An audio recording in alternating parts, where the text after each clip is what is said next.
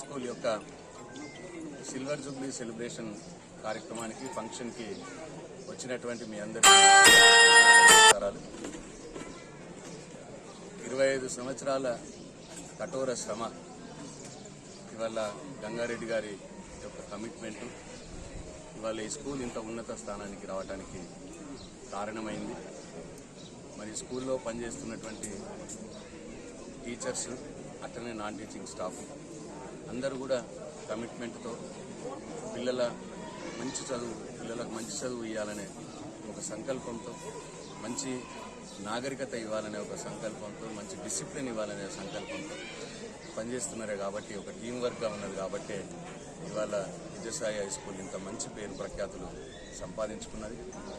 పిల్లలకు అట్లనే పిల్లల పేరెంట్స్ కూడా మరి మీరు ఈ స్కూల్లో మీ పిల్లల్ని చదివించడం నిజంగా కూడా ఒక అవకాశం, మంచి అవకాశం.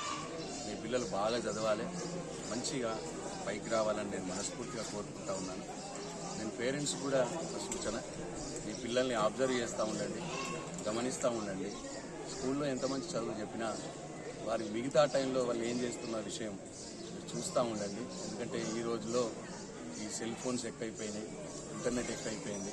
దాంట్లో మంచి ఉన్నది, చెడు ఉన్నది. మంచిని వాళ్ళకు వచ్చే విధంగా, చెడు వైపు వెళ్తుంటే మీరు ఆపే విధంగా గమనిస్తూ ఉండండి, మానిటర్ చేస్తూ ఉండండి. ఇది చాలా అవసరం. పిల్లలతో మీరు మాట్లాడండి, సమయం గడపండి. అప్పుడే మన పిల్లలు చదువుతో పాటు మంచి కల్చర్ వాళ్ళకు వస్తుంది. కాబట్టి మీరు ఈ స్కూల్లో మీరు కూడా ఒక పార్ట్, ఈ స్కూలు అభ్యున్నతి, ఈ స్కూల్ అభివృద్ధి చెందడానికి మీరు కూడా ఒక పార్ట్. కాబట్టి మీ అందరికీ కూడా నా శుభాభినందనలు.